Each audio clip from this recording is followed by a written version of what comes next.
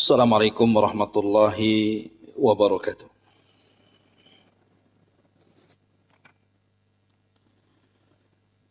Alhamdulillah,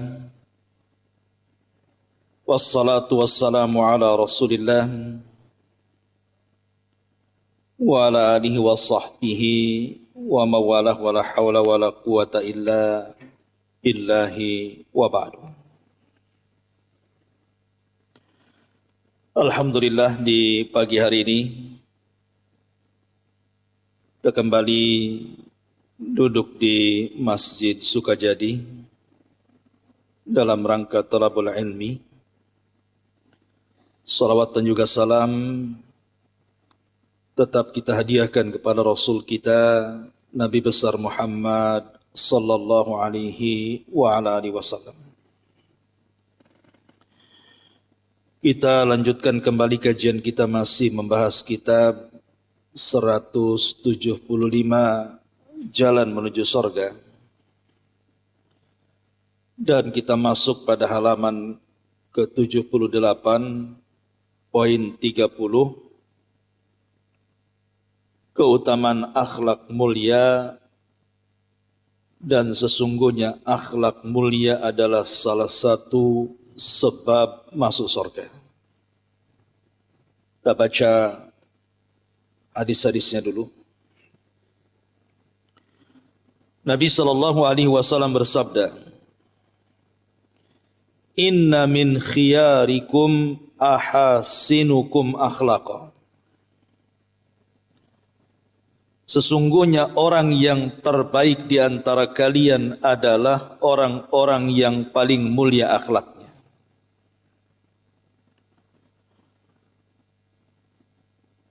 Kemudian hadis berikutnya, an Abi Hurairah radhiyallahu anhu qala,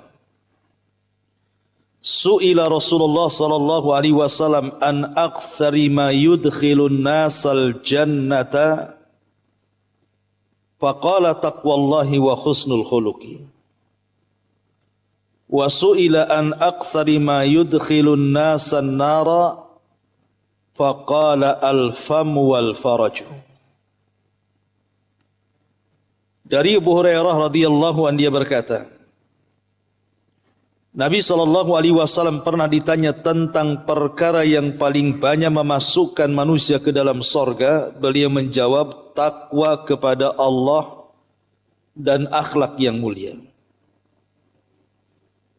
Kemudian beliau ditanya tentang perkara yang paling banyak memasukkan manusia ke dalam neraka. Beliau menjawab, mulut dan kemaluan. Kemudian Rasul mengatakan juga, ma syai'un athqalu fi mizanil mu'mini yaumal qiyamati min khuluqin hasanin wa inna allaha la yubghidul fahishal badhi. Tidak ada satu amalan yang paling berat dalam timbangan seorang mukmin pada hari kiamat daripada akhlak yang mulia. Dan sungguh Allah membenci orang yang banyak bicara dan suka berkata kotor. Kemudian Nabi SAW bersabda, innal mu'min la yudriku bi husni khuluqihi darajatas saimil qaim. Sungguh seorang mukmin akan mendapatkan tingkatan seseorang yang selalu berpuasa dan salat malam dengan kemuliaan akhlaknya. Dan Rasul mengatakan, akmalul mu'minina imanan ahsanuhum khuluqa. Orang yang paling sempurna keimanannya dari kalangan orang-orang mukmin adalah yang paling mulia akhlaknya. Rasul juga bersabda, inna aqrabakum minni majlisan yaumal qiyamah ahasinuhum akhlaqa. Sungguh orang yang di antara kalian yang paling dekat tempat duduknya denganku pada hari kiamat adalah orang yang paling mulia akhlaknya di antara kalian. Dan Rasul juga mengatakan, inna min ahabbikum ilayya wa aqrabikum minni majlisan yaumal qiyamati ahasinukum akhlaqa. wa inna abghadakum ilayya wa ab'adakum minni majlisan yaumal qiyamah ats-tsartsaruna wal mutasyaddiquna wal mutafayhikuna. Qalu ya Rasulullah qad alimna tsartsarun wal mutasyaddiqun famal mutafayhikuna? Qala al mutakabbirun. Sungguh orang yang paling aku cintai dan orang yang paling dekat tempat duduknya denganku pada hari kiamat adalah orang-orang yang paling mulia akhlaknya di antara kalian. Sedangkan orang yang paling aku benci dan orang yang paling jauh dariku tempat duduknya pada hari kiamat adalah ats-tsartsarun, orang yang banyak bicara. Al-mutasyaddiqun, orang-orang yang sok fasih dalam bicara. Al-mutafayhikun. Para sahabat bertanya, wahai Rasul, kami telah mengetahui ats-tsartsarun dan al-mutasaddiqun. Lalu apa al-mutafayhikun itu? Maka beliau mengatakan mereka adalah orang-orang yang sombong. Abdullah ibn Mubarak rahimahullahu ta'ala ketika mendefinisikan kalimat husnul khuluq adalah kelembutan wajah, menyebarkan hal yang ma'ruf dan menolak gangguan. Dan Imam Tirmidzi ketika menjelaskan makna al-mutasaddiqun berkata, al-mutasaddiqun adalah orang yang sering lancang terhadap manusia di dalam berbicara dan selalu meremehkan manusia. Baik. Inilah hadis-hadis tentang keutamaan husnul khuluq, baiknya akhlak. Ma'asyiral muslimat yang dimuliakan Allah Subhanahu wa taala. Manusia tidak mungkin mampu melembutkan manusia yang lainnya dengan harta.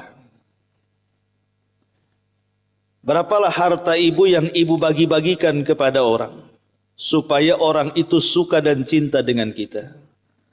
Sekaya apapun orang itu tidak sanggup memberikan kekayaannya kepada semua orang. Ataupun boleh jadi mungkin dengan jabatan dia gunakan jabatannya untuk supaya manusia suka dengan dia. Ya, ketika ada jabatan, kalau jabatannya kemudian berhenti, macam mana pula nasibnya? Atau dengan nasab yang baik, boleh jadi mungkin dia anak seorang tokoh agama. Kemudian dia unggulkan nasabnya supaya orang cinta dengan dia, atau mengaku-ngaku keturunan Nabi SAW supaya cinta manusia kepadanya. Itu tidak bisa dilakukan. Ya, boleh jadi ada yang cinta dan ada yang tidak cinta. Maka satu-satunya kita melembutkan hati manusia supaya manusia suka dengan kita itu hanya dengan akhlak. Akhlak itu tanpa harus mengeluarkan biaya. Tidak harus kemudian menonjolkan pangkat dan jabatannya. Tidak perlu kemudian harus mengaku-ngaku keturunan fulan dan alan. Cukup kita ini berakhlak, insya-Allah manusia suka.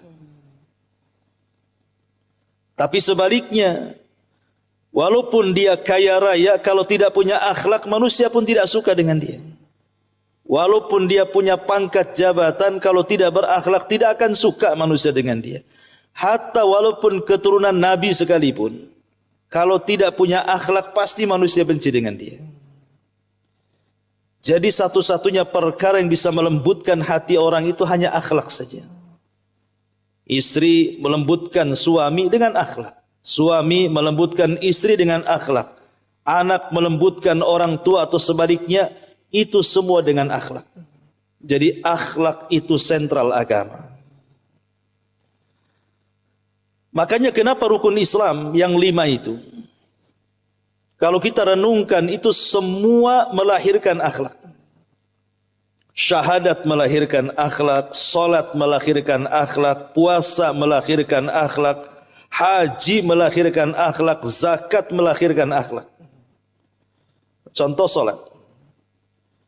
Allah Subhanahu wa taala berfirman, "Innas salata tanha 'anil fahsya'i wal munkar." Sesungguhnya salat itu mencegah perbuatan keji dan kemungkaran. Keji itu maksiat yang disembunyikan, mungkar itu maksiat yang terang-terangan. Salat bisa mencegah keduanya. Artinya salat melahirkan akhlak. Kemudian puasa juga melahirkan akhlak.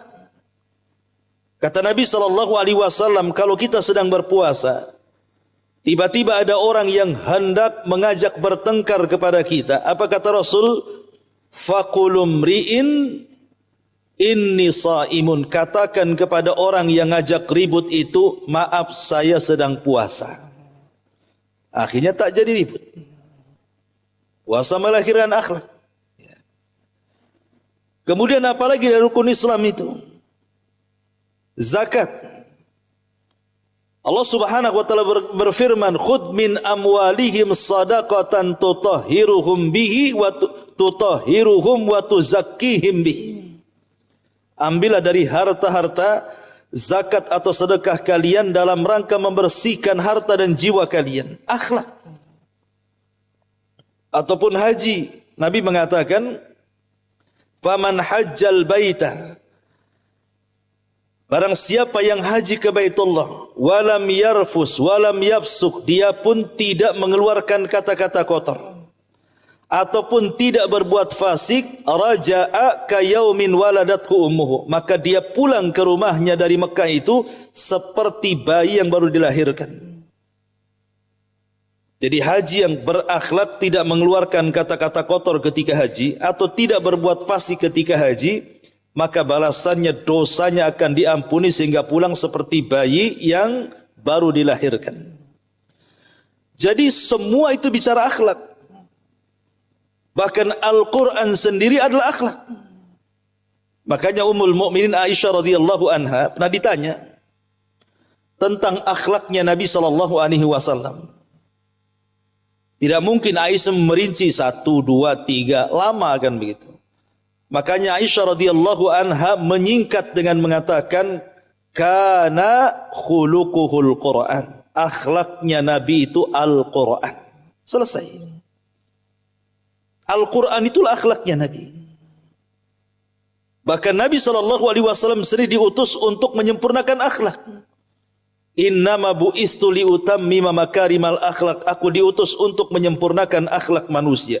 Bahkan dengan akhlak itulah Nabi SAW dipuji oleh Allah, wa innaka la'ala khuluqin azim. Engkau wahai Muhammad di atas akhlak yang paling tinggi. Jadi akhlak ini penting sekali dalam kehidupan kita. Karena belum tentu orang yang kuat agamanya, dia kuat akhlaknya. Ada satu sisi orang itu kuat agamanya. Boleh jadi solatnya bukan yang wajib, sunnahnya dia kuat, qiyamul lailnya, tahajudnya luar biasa. Boleh jadi puasa sunnahnya bukan hanya Senin Kamis Ayyamul Bid, Daudnya pun dia bisa melakukannya. Atau mungkin zikirnya, baca Qur'annya, atau sedekahnya, tapi belum tentu akhlaknya kuat. Contoh sebuah hadis. Di zaman Nabi SAW, dari hadis Abi Hurairah radhiyallahu an, ada orang yang datang menemui Nabi SAW bertanya soal sosok wanita yang kalau malam tidak pernah meninggalkan salat malam, yang kalau siang tidak pernah meninggalkan puasa sunnah. Dan dia sudah suka bersedekah, suka berbuat baik. Artinya ini kan wanita sempurna, Bu. Bagaimana tidak sempurna secara ibadah? Dia malamnya habiskan untuk tahajud, siangnya dihabiskan untuk puasa, hartanya dihabiskan untuk sedekah. Kehidupannya hanya untuk kebaikan, kebajikan, dan apapun amal soleh dia berusaha untuk melakukannya. Mana tidak sempurna? Tapi rupanya kesempurnaan ibadah tidak menjadikan sempurna akhlaknya. Karena sahabat ini mengatakan, "Ya Rasulullah, walakin tu'dhi jiranaha bilisaniha." Wahai Rasul, tapi wanita ini ada kurangnya. Ada kurang-kurangnya. Apa kata Rasul kurangnya? Maka laki-laki ini mengatakan dia suka menyakiti tetangganya dengan lisannya. Artinya orang yang tahajud belum tentu bisa menjaga lisan. Orang yang puasa belum tentu bisa menjaga lisan. Orang yang suka ngaji dan sedekah belum tentu bisa menjaga lisan. Karena di zaman Rasul ada orang seperti ini. Tapi wanita ini suka menyakiti tetangganya dengan lisannya, wahai Rasul. Maka Rasul mengatakan apa? La khaira fiha, wanita itu hilang kebaikannya. Bal hiya min ahlin nar, pantaslah wanita itu masuk neraka, kata Nabi. Jadi akhlak ini ada dua macam, Bu. Ada yang memang sifatnya difitrahkan Allah kepada kita. Tapi ada juga yang sifatnya kita pelajari. Kita harus membiasakan dengan akhlak itu. Sebagaimana ibadah juga harus membiasakan supaya kita terbiasa dengan ibadah itu, maka akhlak juga sama. Pamannya ibu jarang sholat malam. Mulailah kemudian melatih diri untuk sholat malam. Mungkin seminggu 2 kali, tambahnya minggu depan 3 kali. Akhirnya lama-lama setiap malam. Dari 2 rakaat, nambah 4 rakaat, nambah 8 rakaat, akhirnya jadi 11 rakaat. Lah akhlak juga sama. Pamannya orang ingin menjaga lisannya, berusaha untuk mengeluarkan kata-kata yang santun. Maka dibiasakan, nanti lama-lama santun sendiri itu. Jadi ada akhlak itu harus dipelajari. Lah dua-duanya itu penopang Islam. Makanya ketika Nabi SAW mengatakan kalau kita punya anak gadis, kemudian datang melamar anak gadis kita ini, kata Rasul, "Idza ja'akum man tardawna dinahu wa khuluquhu." Kalau ada anak muda datang melamar anak gadis kita, kok punya 2 kriteria, baik agama dan akhlaknya, kata Rasul, nikahkan. Kalau tidak, hancur anak kita. Dari sini menunjukkan apa? Rasul mengatakan baik agama dan baik akhlaknya, artinya dua-duanya harus baik itu. Karena manusia itu satu sisi ada yang baik akhlak, tidak baik agama. Memang dia luar biasa orangnya, senyumnya lebar, ucapannya santun, tangannya suka membantu, tapi tak solat pula dia.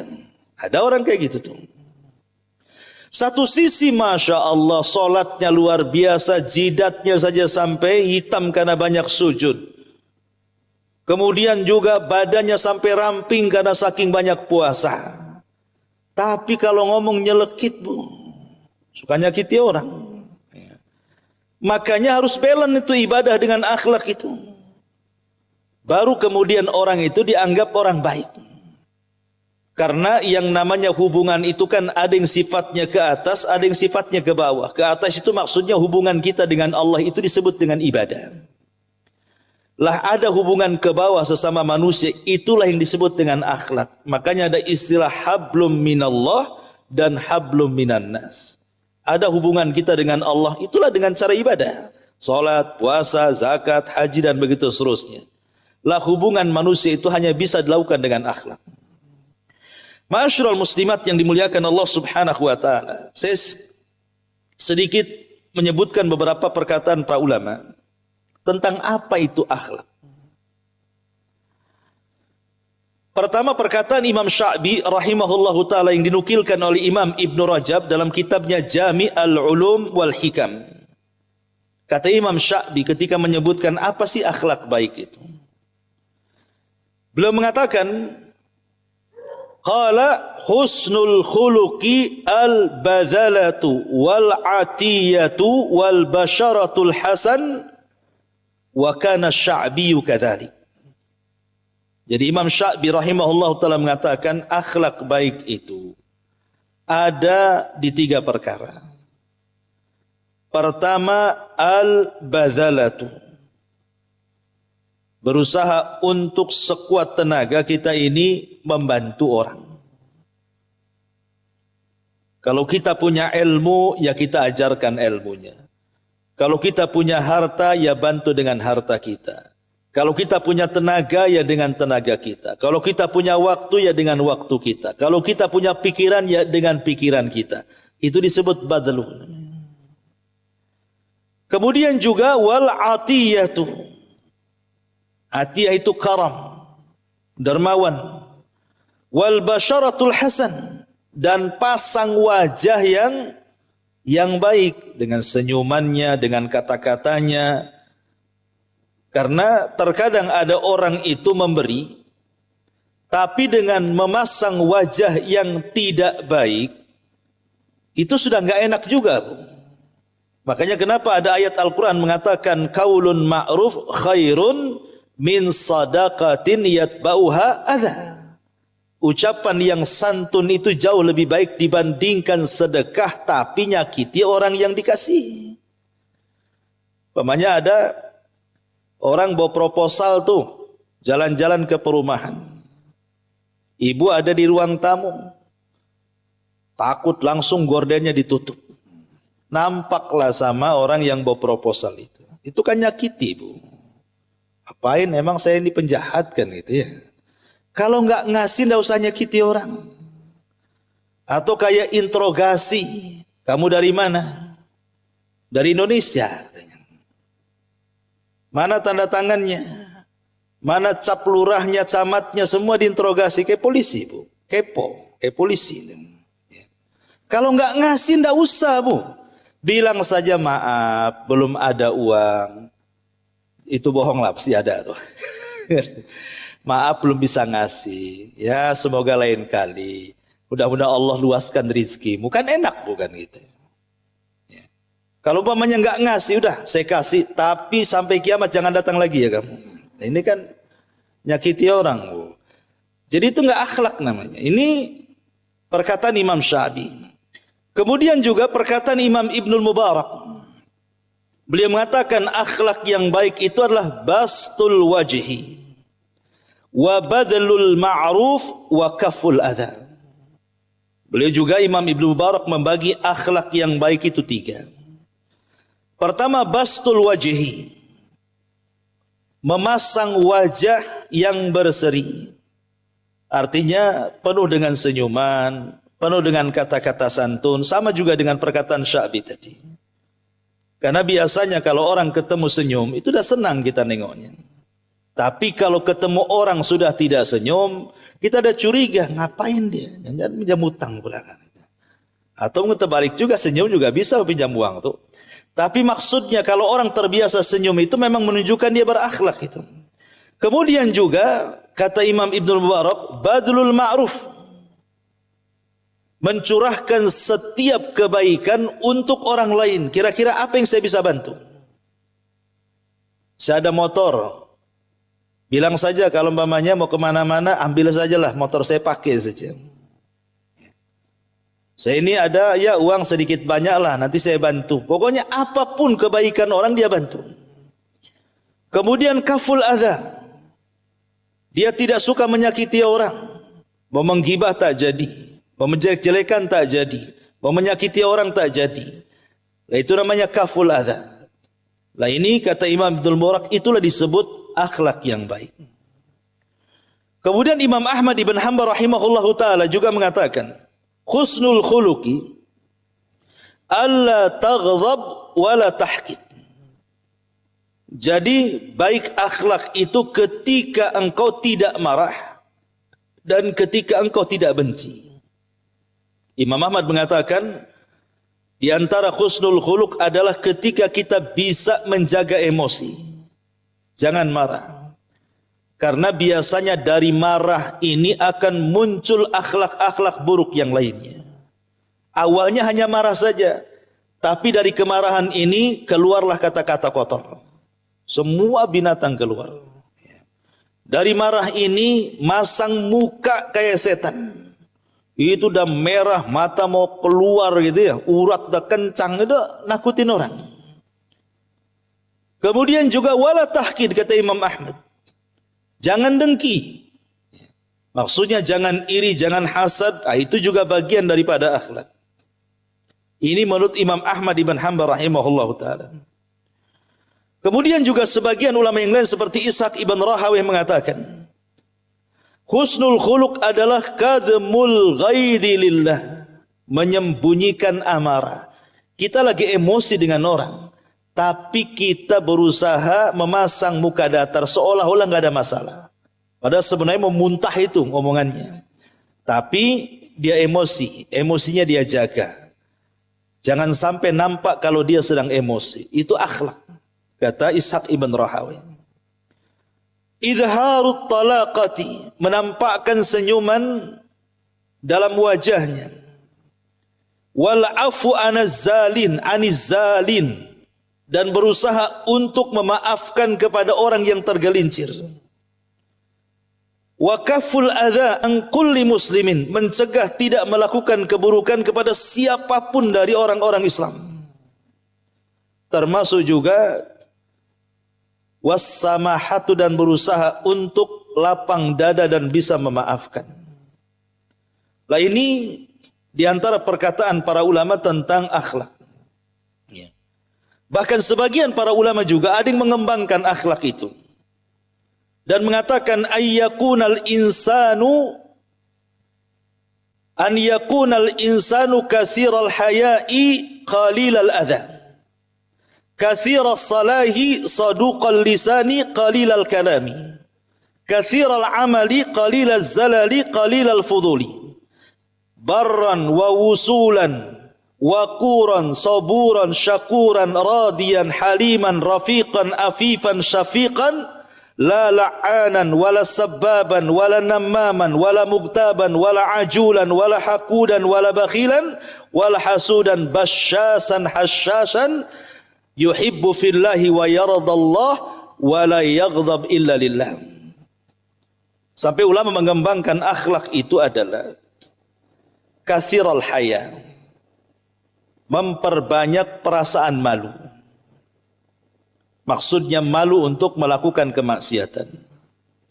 Qalilal adza, menyedikitkan untuk menyakiti orang. Kalau bisa jangan menyakiti orang. Katsiras salah, berusaha untuk memperbaiki orang. Ada orang yang bertengkar, berusaha kita damaikan. Saduqal lisan, lisannya ini kalau bicara semua kebenaran dan kejujuran. Dia tidak pernah ngomong dusta atau hoax. Qalilal kalam, dan sedikit bicara. Atau kalau tidak bisa berkata santun, dia diam. Katsiral amali, banyak beramal. Tapi qalilaz zalali, tapi berusaha sedikit tergelincir. Qalilal fuduli, dan berusaha untuk tidak memperbanyak hal-hal yang tidak bermanfaat. Barron, berusaha untuk birrul walidain. Wa wusulan, berusaha untuk bersilaturahim. Wa quran, berusaha untuk tenang, tidak tergesa-gesa. Saburan, berusaha untuk sabar. Syakuran, berusaha untuk bersyukur. Radiyan, berusaha untuk ridha. Haliman, berusaha untuk lembut. Rafiqan afifan syafiqan, berusaha untuk menjaga kehormatan dan tidak memecah belah orang. La la'anan, tidak suka melaknat. Wala sabbaban, tidak suka mencela. Wala namaman, tidak suka mengadu domba. Wala mughtaban, tidak suka menggibah. Wala ajulan, tidak tergesa-gesa. Wala haqudan, tidak juga dengki. Wala bakhilan, tidak bakhil. Wala hasudan, tidak hasad. Basyasan hassasan, memasang muka yang sangat cerah dan penuh dengan senyuman. Yuhibbu fillah, mencintai karena Allah. Wa yardha fillah, redha karena Allah. Wa la yaghdab illa lillah, dan tidak marah kecuali karena Allah subhanahu wa ta'ala. Lihat, inilah akhlak ini. Jadi kalau kita bisa melakukan semua yang dikatakan para ulama ini, maka kita menjadi orang yang berakhlak. Baik, kita akan bentangkan sedikit. Ada 20 akhlak yang harus diprioritaskan dalam kehidupan kita itu. Apa saja 20 akhlak ini? Kalau kita amalkan, maka kita sudah menjadi orang yang paling berakhlak. Pertama, as-sidqu, Pertama as-sidqu. As-sidqu itu artinya kejujuran. Lah kejujuran ini ada beberapa macamnya. Pertama as-sidqu ma Allah. Jujur kepada Allah Subhanahu wa taala. Dengan cara apa? Dengan cara ikhlas dalam beribadah. Sebab kalau ibadah kita bukan karena Allah, berarti ibu tak jujur dengan Allah tuh. Pamannya ibu sholat, sholatnya bukan karena Allah, tapi karena ada teman yang di sampingnya, akhirnya yang tadinya niatnya wadduha jadi lam yakuni laga panjang. Nah, ini kan bukan karena Allah, berarti tak jujur dengan Allah tuh. Pamannya ibu lagi membaca Quran, tadinya sih mau selesai, selembar lagi selesai, tapi karena ada orang ditambah 1 juz, mungkin lama lagi duduknya, itu sudah tidak jujur sama Allah namanya. Karena niatnya bukan lillah tapi li ghairillah. Ini yang pertama. Kemudian yang kedua as-sidqu ma'an nas. Jujur kepada manusia dengan cara apa? Tidak berdusta. Fala yakdzib al-muslim fi hadithihi ma'al akharin. Tidak suka berdusta dalam bicaranya itu bersama manusia. Dia berusaha untuk jujur. Kemudian juga as-sidqu ma'an nafsi. Jujur kepada diri sendiri. Dengan cara apa? Dengan cara mengakui kekurangannya. Karena ada orang bodoh sok pintar, Bu. Dia tahu dirinya bodoh, tapi sok pintar kepada orang kan itu. Itu tidak jujur pada diri sendiri namanya. Dia tidak punya skill dalam masalah itu, ngaku-ngaku pula bisa. Kamu bisa bengkel? Bisa, padahal tak bisa. Dikasih motor pusing dia, makin rusaklah motor itu. Lah itu tidak jujur pada diri sendiri namanya. Termasuk juga as-sidqu fil hadis. Jujur ketika bicara dan sidqu fil muamalah. Jujur ketika bermuamalah. Tidak mengurang-urang takaran, tidak mengurang-urang timbangan, tidak mengurang-urang meteran, tidak curang dalam dagang, dan begitu seterusnya. Ini yang pertama. Karena akhlak jujur ini akan mengantarkan kepada kebaikan, dan kebaikan itu pasti mengantarkan ke surga. Yang kedua, al-amanah. Akhlak yang kedua adalah amanah. Amanah juga ada macamnya. Pertama ada amanah dalam beribadah. Contoh solat. Solat itu kan ada waktu-waktunya. Maka dalam bentuk amanah kita kepada solat, solatlah tepat waktu. Kemudian dalam solat itu kan ada gerakan-gerakannya. Maka dalam bentuk amanah dalam solat itu perhatikan gerakan tuh. Jangan asal-asalan. Di situ ada tumakninah. Kalau belum lurus ruku jangan pula langsung i'tidal. Kalau belum lurus i'tidal jangan pula langsung sujud. Ya. Dalam solat juga ada bacaan, maka amanahlah dalam bacaan itu. Jangan tergesa-gesa. Ya. Jadi dalam ibadah juga ada amanahnya. Puasa juga sama. Ya, mulai daripada fajar shadiq menyingsing sampai terbenam, itulah yang harus diperhatikan. Jangan pula duhur buka kan begitu. Berarti tak amanah tuh. Ya. Ini namanya amanah dalam ibadah. Yang kedua, amanah di dalam menjaga anggota badan. Anggota badan kita ini bukan milik kita, Bu. Dari atas kepala sampai kaki ini milik Allah. Jangan pernah menyakiti anggota badan kita tanpa sebab. Pamannya orang memotong jarinya. Tidak boleh. Jari itu bukan milik kita, milik Allah. Ngapain dipotong? Kecuali karena ada sebab. Mungkin amputasi karena penyakit gula. Lain lagi ceritanya. Ya. Tapi ujuk-ujuk menyakiti diri sendiri tidak boleh. Makanya bunuh diri itu tidak boleh. Karena badan dan ruh kita bukan milik kita, milik Allah Subhanahu wa taala. Maka itu dalam bentuk amanah anggota badan, jaga kesehatan. Nah, itu dalam bentuk amanah kan begitu. Jaga penampilan dan begitu seterusnya. Termasuk jangan mentato. Itu kan tidak amanah, Bu. Badan kita milik Allah ditato-tato pula kan gitu. Ini yang kedua. Yang ketiga, hifdzul wada'i. Amanah juga bisa dalam bentuk menjaga titipan. Lihat Nabi SAW, baik sebelum diangkat menjadi Nabi atau setelah diangkat menjadi Nabi dan Rasul. Itu rumah Nabi SAW itu jadi tempat titipan. Boleh dikata mungkin dialah yang pertama membuka bank syariat dalam Islam itu. Rumahnya Khadijah tuh. Karena kan di zaman itu belum ada bank. Jadi orang-orang kafir Quraisy itu kalau melakukan berniaga gitu ya ke Syam ataupun ke Yaman, tidak mungkin mereka menggondol uang. Nanti dicuri orang, dirampok orang. Pamannya mau meninggalkan rumah.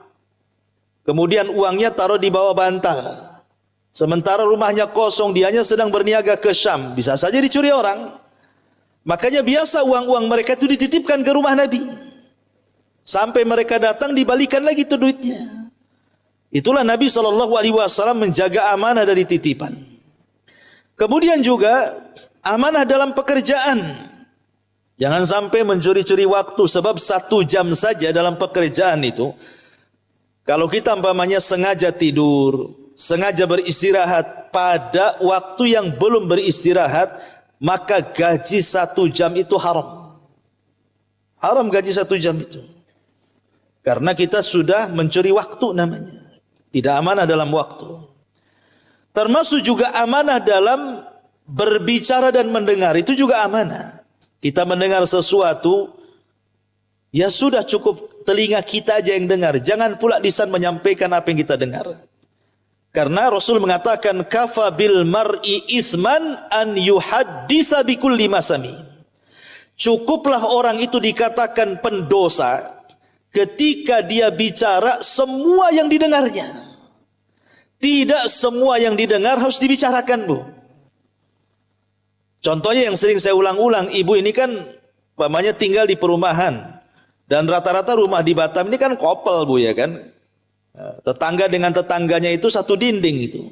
Sehingga kadang-kadang apa yang dibicarakan tetangga kedengaran pula ke telinga kita. Apalagi nggak pakai tembok, pakai triplek, Bu. Oh, apalagi tripleknya bolong-bolong. Makin dengar lagi kan. Lah ini tidak semua yang dibicarakan tetangga itu kita ceritakan kepada orang. Bahkan cukup kita yang tahu. Itulah namanya hifdzul amanah. Ini akhlak yang kedua. Kemudian akhlak yang ketiga, ghaddul basar. Menundukkan pandangan. Menundukkan pandangan ini dari apa? Pertama, menundukkan pandangan dari aurat manusia. Jangan memandang aurat manusia, baik lawan jenis atau satu jenis. Kan sekarang ibu lihat di handphone itu. Kadang-kadang nengok YouTube atau nengok apa gitu, sinetron atau apa kan gitu. Ini penggemar drakor nih biasanya kan. Nah itu kan terkadang walaupun sesama ibu nonton perempuan di situ, tapi kan dia tidak pakai pakaian yang syar'i kan. Dia nampak betisnya, nampak auratnya. Walaupun ibu dengan ibu tetap tidak boleh. Harus menjaga pandangan, apalagi dengan laki-laki. Ini yang pertama ya, maksudnya ghaddul basar an auratin nas. Tundukkan pandangan dari aurat manusia. Yang kedua, ghaddul basar an buyutin nas. Menundukkan pandangan dari rumah-rumah manusia. Ibu lagi jalan di perumahan. Nampaklah ada rumah tetangga itu pintunya terbuka. Sempat-sempatnya berhenti nengok. Ada apa di dalam itu katanya. Nggak usah, Bu. Ya. Tundukkan pandangan dari rumah manusia. Nggak boleh kita ini melihat-lihat manusia, rumah orang. Namanya ibu sedang main ke rumah kawan. Kemudian ibu sudah salam 3 kali, assalamualaikum tadi jawab. Assalamualaikum tadi jawab. Assalamualaikum tadi jawab. Pulang, Bu. Jangan mutar ke belakang nengok di jendela. Ada orangnya enggak. Enggak boleh, Bu. Itu ghaddul basar. Harus menundukkan pandangan. Takutnya yang dilihat di jendela lain pula, bukan? Makanya kemudian Rasul mengatakan salam itu 3 kali. Kalau tak dijawab balik. Makanya jangan dihabiskan sekali nafas, Bu. Tok tok tok, assalamualaikum, diam aja dulu. Ya, Nanti agak keras Bu, tapi jangan pakai palu. Dok, dok, dok, assalamualaikum. Kalau sudah 3 kali tak dijawab, balik Bu. Itu memang syariatnya seperti itu. Tidak boleh tajassus kita. Ya. Ini yang kedua. Kemudian yang ketiga, ghaddul basar amma fi aidin nas. Tundukkan pandangan dari apa-apa yang dimiliki manusia. Oh, tetangga lagi bangun rumah kita belum ditingkat, tetangga sudah ditingkat. Biarin, enggak usah ditengok-tengok. Ya. Nanti setruk Bu. Kan ya? Aduh, udah 20 tahun tak ditingkat, kok baru sebelah beli dah ditingkat pula. Dari mana tuh duitnya tuh? Jadi kemana-mana nanti. Ya, tetangga baru punya mobil, nggak usah dilihat. Ghaddul basar, nggak masalah. Kita belum ada mobil, atau mungkin mobil kita lama dah ganti-ganti, nggak ada masalah. Ghaddul basar, tetap menundukkan pandangan. Karena begini, Nabi mengatakan, kalau kita terus memandang kepada apa yang di tangan manusia, maka kita tidak akan pernah bersyukur dalam hidup kita. Makanya kenapa Rasul mengatakan, lihatlah ke bawah, jangan lihat ke atas. Dalam bab dunia maksudnya ya. Tapi dalam bab akhirat, jangan pula hadis ini ibu pakai. Karena dalam bab akhirat itu justru disuruh memandang ke atas, jangan memandang ke bawah. Ada kawan hafal, pamannya juz amma. Ibu tak hafal. Tapi ada juga yang tak bisa ngaji. Jangan pula, masih mending saya tak hafal juz amma, tapi saya bisa ngaji. Si anu tak bisa ngaji, tak bunyi pun kalau ngaji itu. Kan nggak bisa seperti itu dalam bab agama itu. Dalam bab agama itu harus melihat, masa si anu bisa hafal, saya tak hafal, gitu maksudnya. Tapi kalau bab dunia, ya harus pandang ke bawah, jangan pandang ke atas. Itu disebut ghaddul basar juga. Jadi maksudnya memandang ghaddul basar, menundukkan pandangan itu pada 3 perkara tadi. Pada aurat manusia, pada rumah-rumah manusia, dan pada harta-harta manusia. Tundukkan pandangan. Ini juga akhlak yang mulia yang ketiga. Kemudian akhlak yang mulia yang keempat, al-hilmu. Al-hilmu itu artinya takhiru mukafatil zalim. Dia meredam untuk tidak mudah balas dendam. Sebenarnya dia ada kesempatan untuk balas dendam itu, tapi dia tahan.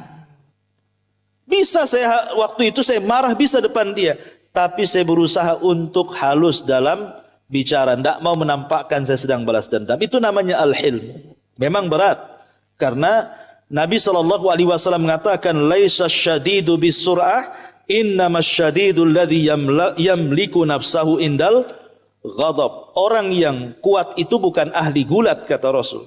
Tapi orang yang kuat itu orang yang bisa menahan nafsunya saat emosi. Itu disebut al-hilmu namanya. Hilmu itu tidak serta-merta mengeluarkan sesuatu dalam unek-unek kita untuk membalas kezaliman orang. Tapi berusaha untuk dipendam. Ya. Karena bagaimanapun, at-ta'anni minasyaitan. At-ta'anni minallah al-ajalatu minasyaitan. Kata Rasul, at-ta'anni. Ta'anni itu maksudnya tidak tergesa-gesa.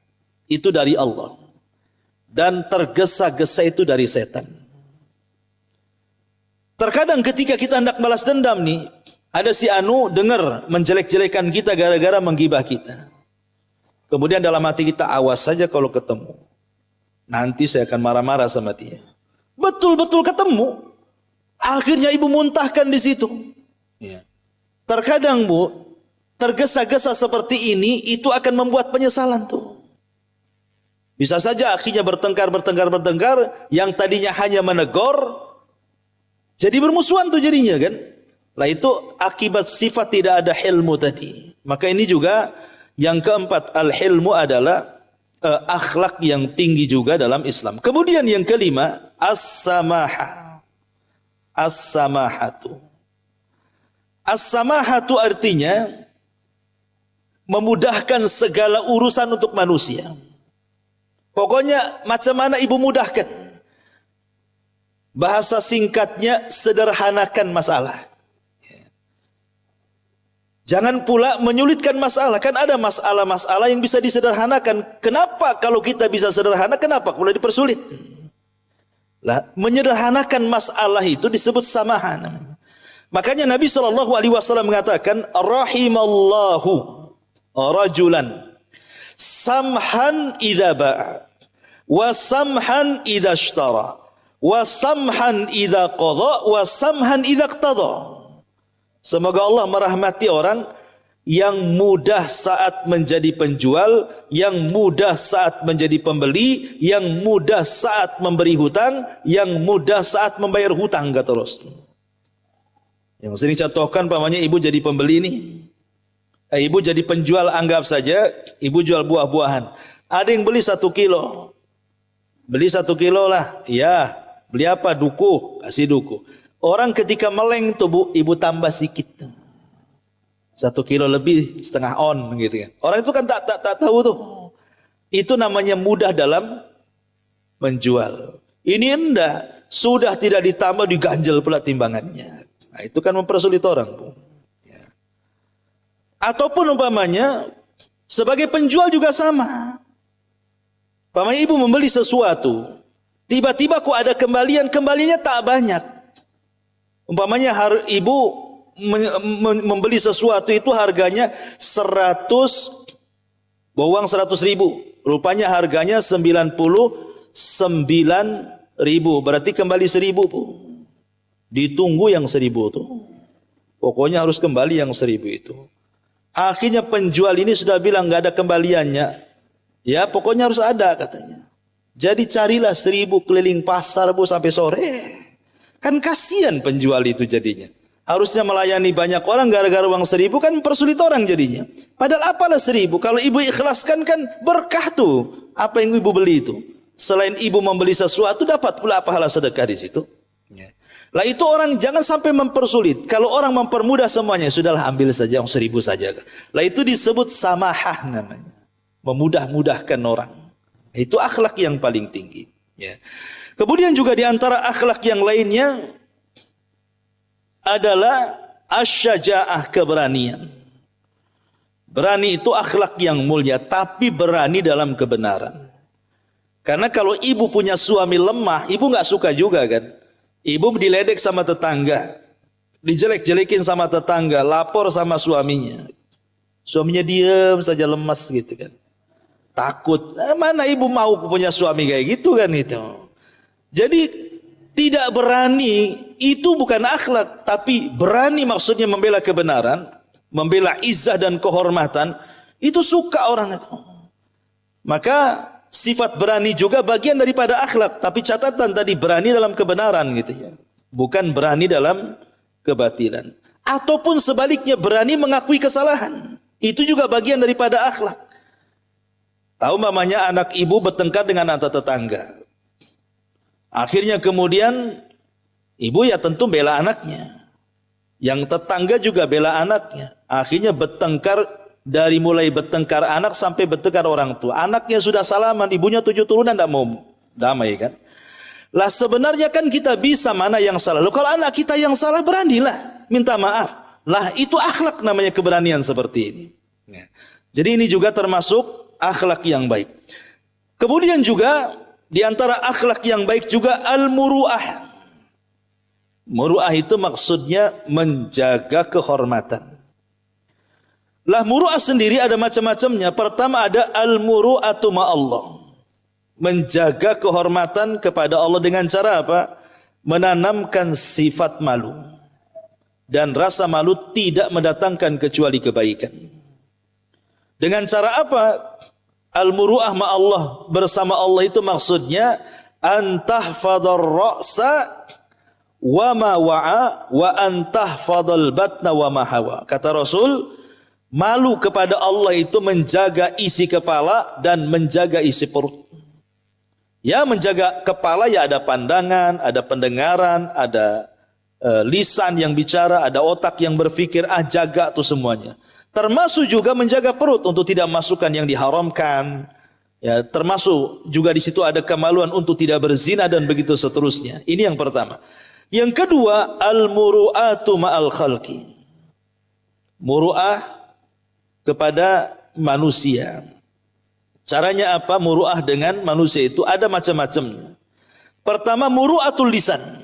Menjaga kehormatan lisan dengan cara apa? halawatuhu wa tayyibuhu wa layyinuhu. Ucapannya manis, ucapannya baik, ucapannya santun. Jadi kalau ngomong berusaha ambil diksi dan kata-kata yang kira-kira enak didengar. Karena sering saya katakan Bu, kalau ibu ngomong baik, ya, itu yang dengar itu lezat, rasanya enak gitu ya. Enak ngomong sama dia itu, lembut orangnya, gak pernah ngomong kasar. Jadi orang pun rindu ngobrol dengan kita. Coba kalau ibu ngomong kasar sama orang, kita yang ngomong saja nyesel. Kenapa sih ngomong tadi kayak gitu tuh? Itu yang ngomong aja nyesel tuh. Kenapa sih tadi ngomong kayak gitu ya? Yang dengar bukan nyesel, sakit hati Bu. Nyelekit kan itu. Akhirnya tak mau juga ketemu ibu. Ngapain itu? Lisannya ember gitu katanya. Jadi akhirnya mencela kan. Lah itulah makanya kenapa muru'ah lisan itu ya menjaga manisnya lisan.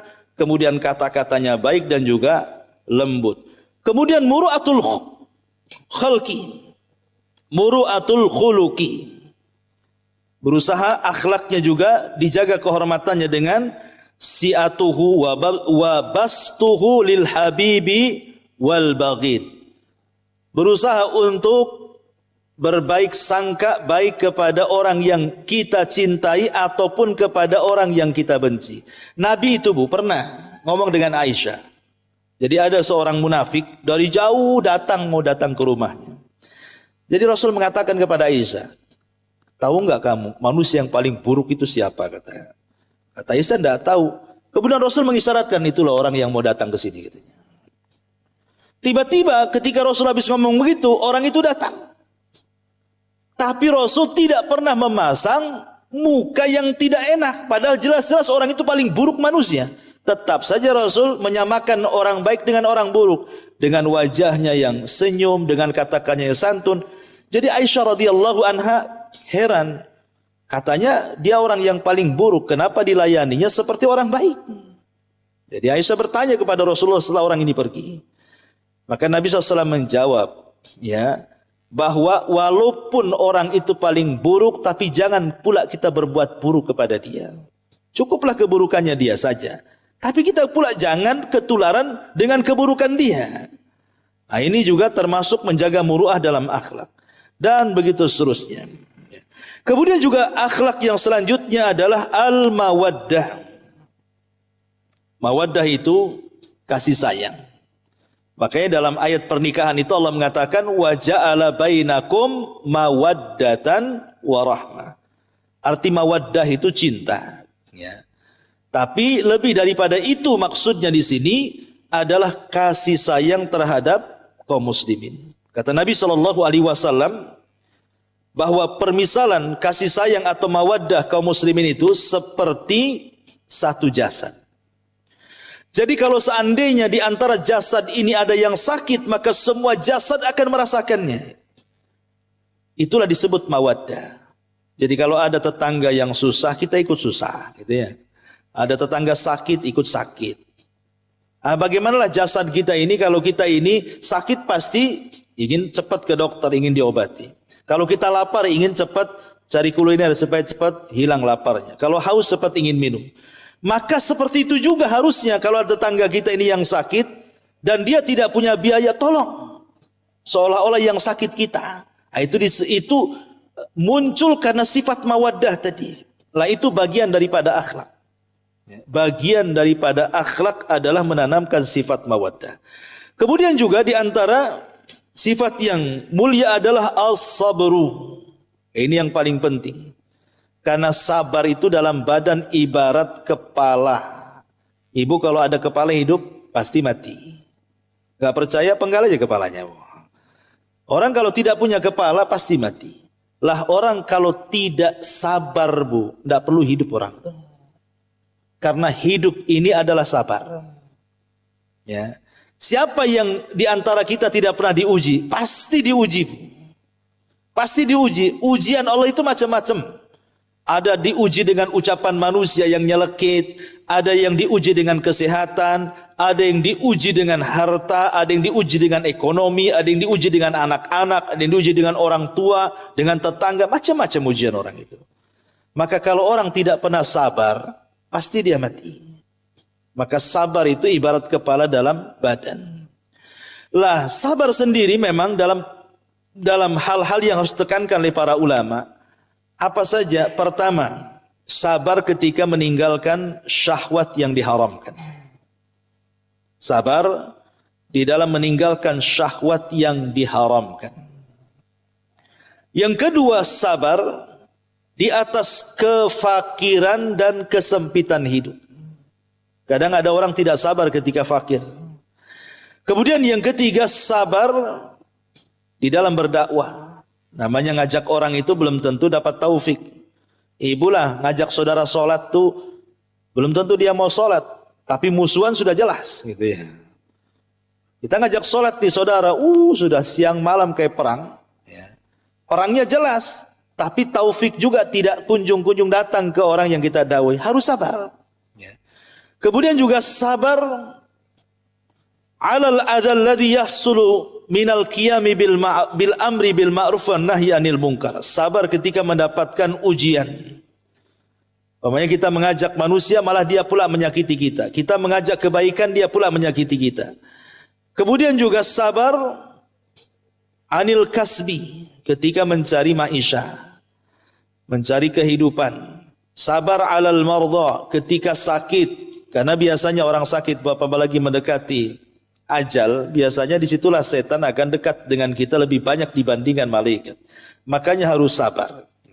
Termasuk juga sabar terhadap su'il khuluq, buruknya akhlak manusia, karena tidak semua manusia itu akhlaknya baik, terkadang dia buruk. Harus sabar juga di situ. Termasuk sabar menghadapi pasangan dan sabar menghadapi anak-anak dan banyak lagi. Termasuk juga al-ihsan, akhlak berikutnya al-ihsan ilal musi. Berbuat baik kepada orang yang berbuat jahat kepada kita. Dan memang berat Bu ya. Berbuat baik kepada orang yang berbuat jahat ini tidak bisa dilakukan kecuali karena punya akhlak yang baik. Karena pada dasarnya Bu, kalau ibu tidak sanggup menghadapi orang jahat, ulama memberikan tips. Pertama, pura-pura tak kenal. Umpamanya ada tetangga ini suka nyakiti ibu, pura-pura tak kenal dengan tetangga. Ibu kenal ibu anu? Enggak. Itu kan di samping ibu, enggak tahu saya. Pura-pura tak kenal. Ya, enggak apa-apa. Karena kalau kita kemudian kenal betul, diingatkan keburukannya, sakit hati nanti. Ibu kenal si anu itu kurang ajar itu. Jadinya kan mencela Bu kan. Yang tadinya kita nggak keluar kata-kata karena diingatkan orang itu, jadi emosi kita kan. Makanya pura-pura tak kenal, jangan pedulikan gitu maksudnya.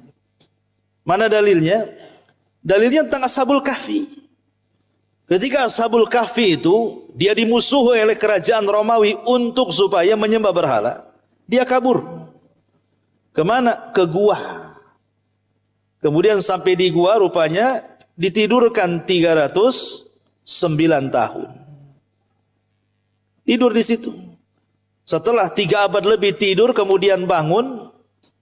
Rupanya kerajaan yang selama ini mengejarnya runtuh. Dan mengganti menjadi kerajaan yang baik, kerajaan yang beriman. Artinya mengalahkan musuh tidak harus berperang Bu. Mengalahkan musuh itu cukup tidur saja. Seperti Ashabul Kahfi. Tidur, bangun, udah kalah musuhnya, dah runtuh. Ya. Jadi ibu kalau disakiti tetangga tidur saja. Tidur, nggak bisa tidur Ustaz. Makan CTM. Tidur insya Allah. Maksudnya jangan pedulikan, gitu loh. Jangan dipedulikan, nggak usah dipedulikan. Itu salah satu trik kita ini supaya jangan sampai berbuat jahat kepada orang yang berbuat jahat. Dan berusaha berbuat baik kepada orang yang berbuat jahat. Ya caranya tadi jangan pedulikan. Pura-pura tak kenal. Ya. Kalau ibu tidak tahan, pindah rumahlah dari situ. Celakanya tetangga pindah rumah juga. Balik lagi ke rumah yang sama. Lah ada yang seperti itu. Jadi yang kedua, kalau ibu tidak tahan. Ya, tapi kalau ibu tahan, alhamdulillah. Dia berbuat jahat, kita berbuat baik. Dia tidak mau salam, kita yang salam duluan. Ma'asyiral muslimin wal muslimat rahimani wa rahimakumullah.